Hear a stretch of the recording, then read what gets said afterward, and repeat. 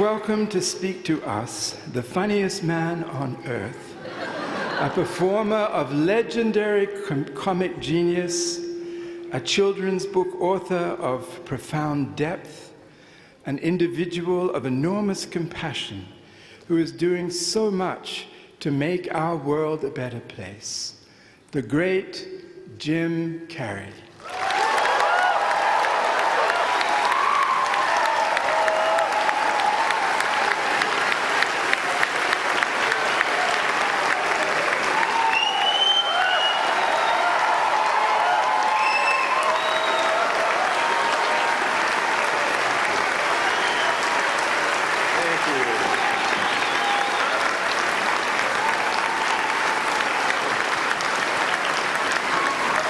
Sitting down for? I was gonna milk that for a while.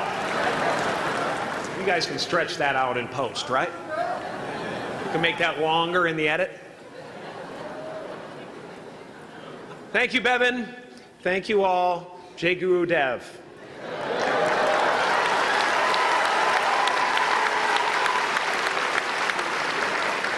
I brought one of my paintings to show you today. I hope you guys are going to be able to see it okay.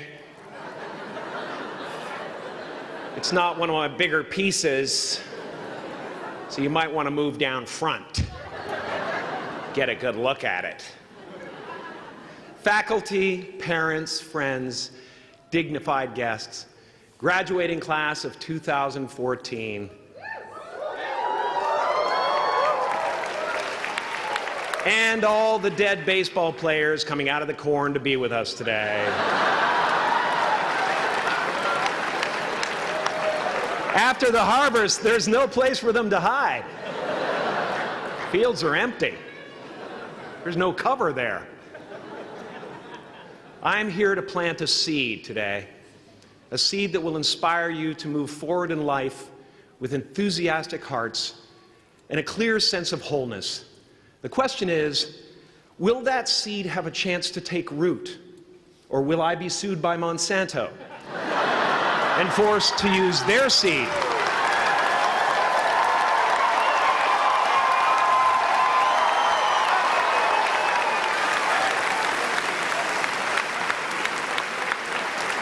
Which may not be totally Ayurvedic. Excuse me if I seem a little bit low energy today, whatever this is. I slept with my head to the north last night. Oh man! Oh man! You know how that is, right, kids? Yeah. Woke up right in the middle of Pitta, couldn't get back to sleep till Vata rolled around. Crazy.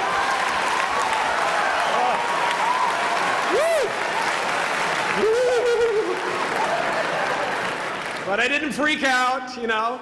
I used that time to eat a large meal. Connect with someone special on Tinder. Because life doesn't happen to you, it happens for you. How do I know this? I don't, but I'm making sound, and that's the important thing. That's what I'm here to do. Sometimes I think that's the only thing that's important, really, you know? It's just letting each other know we're here. You know? Reminding each other that we're part of a larger self. I used to think Jim Kerri is all that I was. Just a flickering light, a dancing shadow, the great nothing masquerading as something you can name. Seeking shelter in caves and foxholes dug out hastily, an archer searching for his target in the mirror, wounded only by my own arrows, begging to be enslaved, pleading for my chains, blinded by longing and tripping over paradise.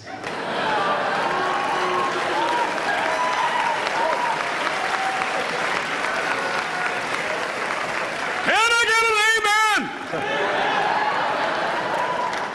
You didn't think I could be serious, did you? I don't think you understand who you're dealing with. I have no limits.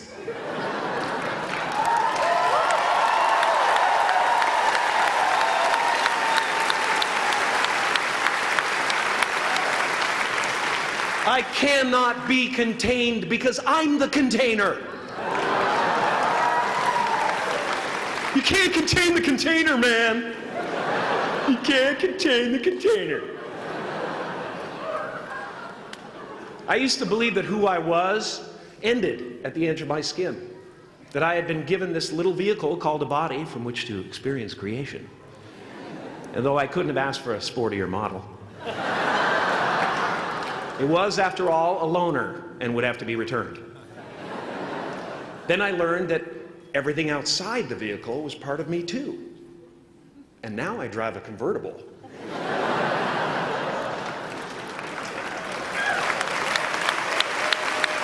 Yeah, man. Top down, wind of my hair. Woo! I am elated and truly excited to be present and fully connected to you at this important moment in your journey. I hope you're ready to open the roof and take it all in. Okay, 4 more years then. They're obviously not ready. Just need some more cooking. Now, I want to thank the trustees, the administrators, the faculty of MUM for creating an institution worthy of Maharishi's ideals of education, a place that teaches knowledge and experience, the knowledge and experience necessary to be productive in life, as well as enabling the students through transcendental meditation and ancient Vedic knowledge to slack off twice a day for an hour and a half.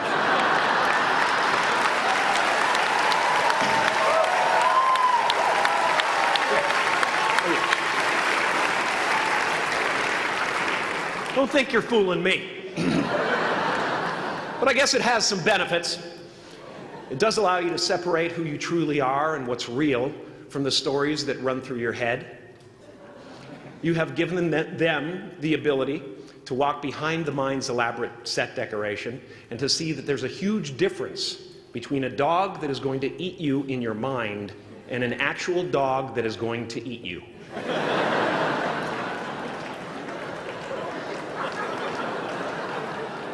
That may sound like no big deal, but many never learn that distinction. And they spend a great deal of their lives living in fight or flight response. I'd like to acknowledge all of you wonderful parents. Way to go. What a fantastic job you've done. For your tireless dedication, your love, your support, most of all, for the attention that you paid to your children. I have a saying, beware the unloved, because they will eventually hurt themselves or me. But when I look at this group here, you know, I feel really safe. I do. I'm just going to say it. My room is not locked. My room is not locked. No doubt some of you will turn out to be crooks. But white-collar stuff, you know, Wall Street, that type of thing, you know, crimes committed by people with self-esteem. Stuff parents can still be proud of in a weird way. And to the graduating class of 2017, -3, you didn't let me finish. Congratulations. Yes, give yourself a round of applause, please. Please.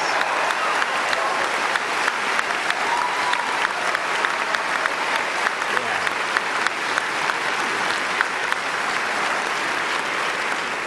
You are the vanguard of knowledge and consciousness, a new wave in a vast ocean of possibilities. On the other side of that door, there's a world starving for new ideas, new leadership. I've been out there for 30 years. She's a wildcat. Oh, she'll rub up against your leg and purr until you pick her up and start petting her, and then out of nowhere, she'll swat you in the face. It can be rough out there, but that's okay, because there's soft serve ice cream with sprinkles. I guess that's what I'm really trying to say here today. Sometimes it's okay to eat your feelings. Now, fear is going to be a player in your life, but you get to decide how much. You can spend your whole life imagining ghosts, worrying about the pathway to the future, but all there will ever be is what's happening here, and the decisions we make in this moment, which are based in either love or fear. So many of us choose our path out of fear disguised as practicality. What we really want seems impossibly out of reach and ridiculous to expect, so we never dare to ask the universe for it. I'm saying, I'm the proof that you can ask the universe for it. Please.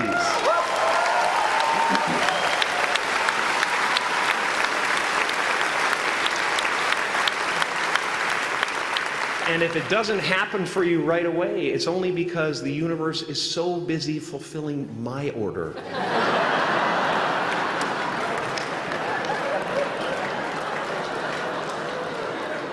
Party size! My father could have been a great comedian, but he didn't believe that that was possible for him. And so he made a conservative choice. Instead, he got a safe job as an accountant.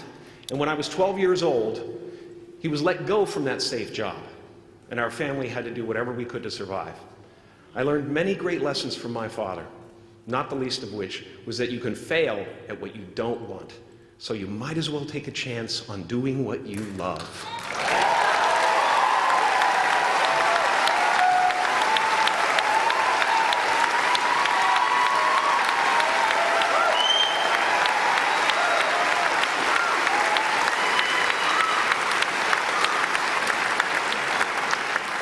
It's not the only thing he taught me, though. You know, I watched the effect of my father's love and humor and how it altered the world around me. And I thought, that's something to do. That's something worth my time. It wasn't long before I started acting up. You know, people would come over to the house and they'd be greeted by a 7-year-old throwing himself down a large flight of stairs. They would say, "What happened?" And I would say, "I don't know. Let's check the replay." I'd go back to the top of the stairs and come back down in slow motion.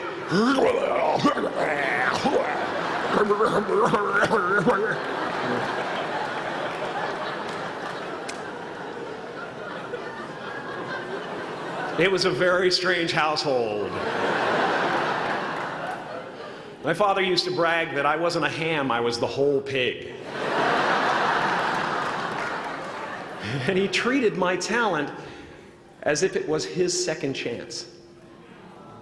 When I was about 28, after a decade as a professional comedian, I realized one night in LA that the purpose of my life had always been to free people from concern, just like my dad.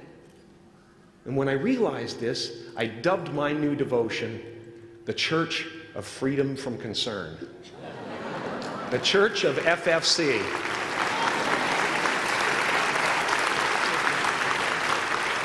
And I dedicated myself to that ministry. What's yours? How will you serve the world? What do they need that your talent can provide? That's all you have to figure out. As someone who's done what you're about to go and do, I can tell you from experience, the effect you have on others is the most valuable currency there is.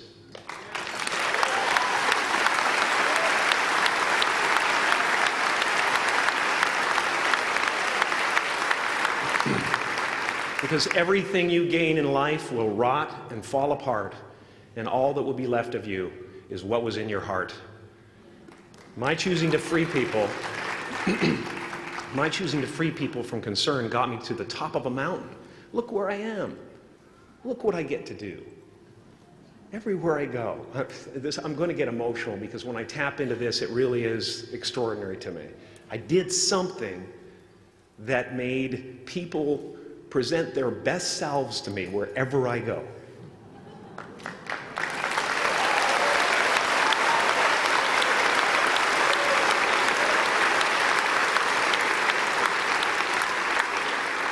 I am at the top of the mountain, and I was, and the only one I hadn't freed was myself, and that's when my search for identity deepened.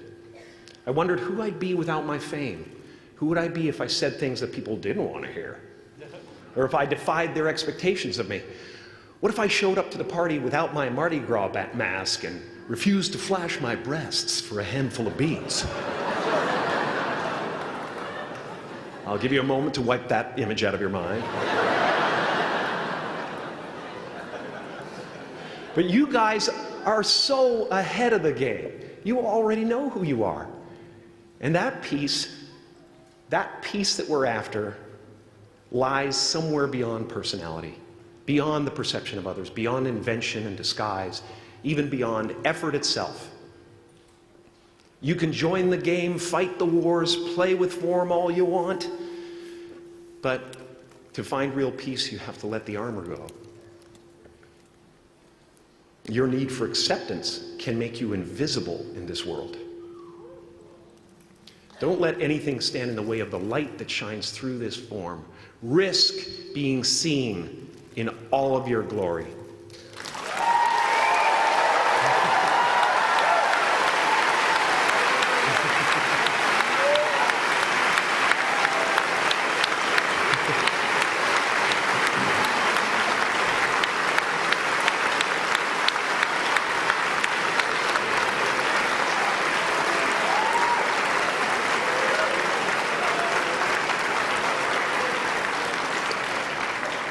It's not big enough.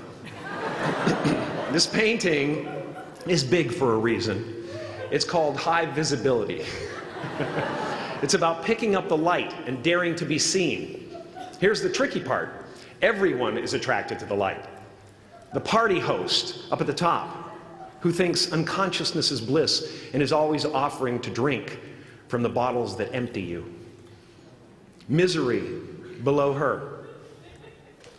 Despises the light, can't stand when you're doing well, wishes you nothing but the worst.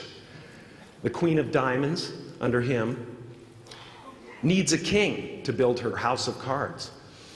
And the hollow one down bottom there will cling to your leg and say, please don't leave me behind, for I have abandoned myself. Even those who are closest to you and most in love with you, the people you love most in the world, will find clarity confronting at times. This painting took me thousands of hours to complete. And when I was finished, thank you, thousands of hours, yes. I'll never get them back. I'll never get them back. I worked on this for so long. I was weeks and weeks like a madman alone on the scaffolding.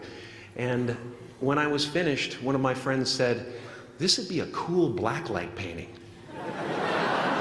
So I started over.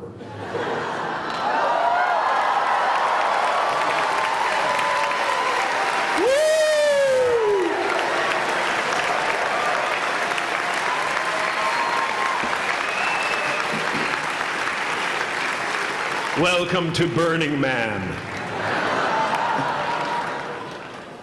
Some pretty crazy characters up there, but better up there than in here. You know, painting is one of the ways, thank you.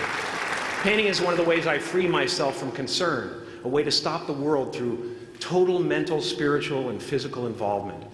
But even with that comes a feeling of divine dissatisfaction, because ultimately, we're not the avatars we create.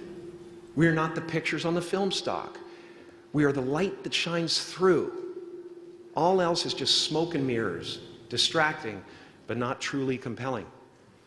I've often said that I wished people could realize all their dreams and wealth and fame, and so that they could see that it's not where you're going to find your sense of completion. Like many of you, I was concerned about going out into the world and doing something bigger than myself, until someone smarter than myself made me realize that there is nothing bigger than myself.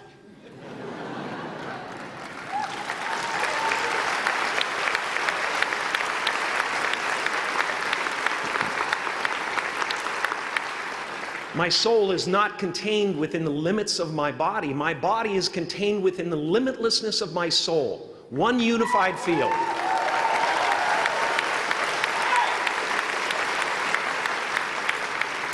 One unified field of nothing, dancing for no particular reason, except maybe to comfort and entertain itself.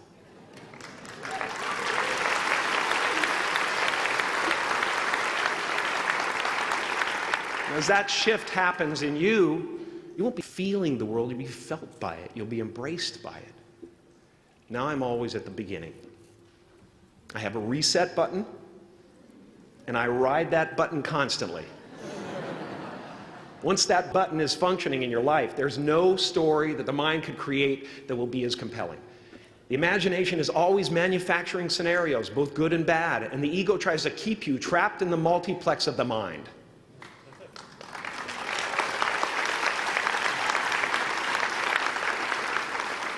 Our eyes are not viewers, they're also projectors that are running a second story over the picture that we see in front of us all the time.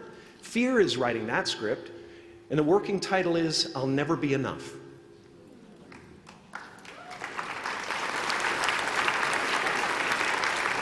Now you're going to look at a person like me and say, how could we ever hope to reach those kind of heights, Jim? How can we make a painting that's too big for our home?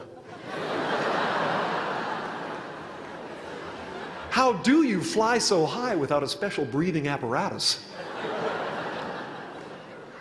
This is the voice of the ego. And if you listen to it, there will always be someone who's doing better than you. No matter what you gain, ego will not let you rest. It will tell you that you cannot stop until you've left an indelible mark on the earth, until you've achieved immortality. How tricky is this ego that it would tempt us with the promise of something we already possess?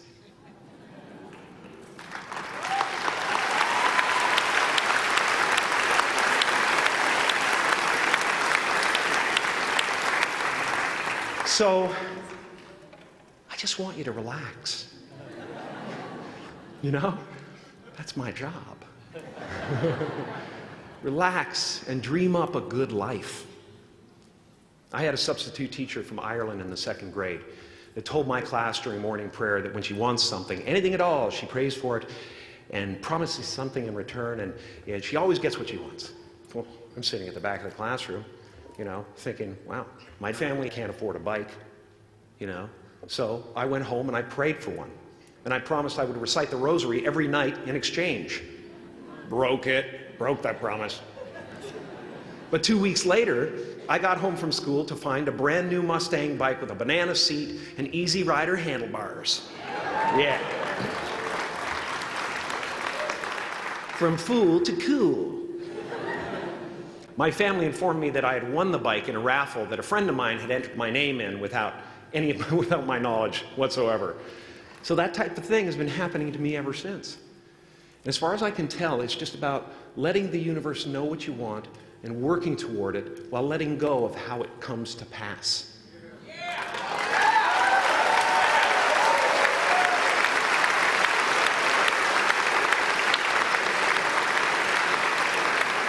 Your job is not to figure out how it's going to happen for you, but to open the door in your head. And when the door opens in real life, just walk through it.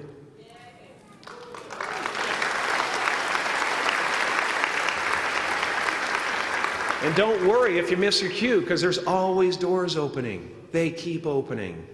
And when I say life doesn't happen to you, it happens for you, I really don't know if that's true. I'm just making a conscious choice to perceive challenges as something beneficial so that I can deal with them in the most productive way. You'll come up with your own style. That's part of the fun. Oh, and why not take a chance on faith as well?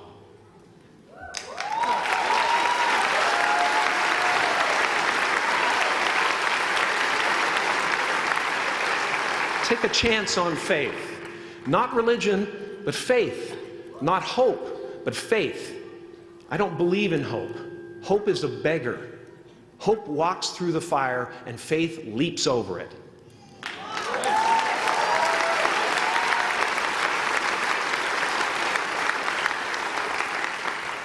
You are ready and able to do beautiful things in this world. And after you walk through those doors today, You will only ever have two choices, love or fear. Choose love, and don't ever let fear turn you against your playful heart. Thank you so much. I'm so honored.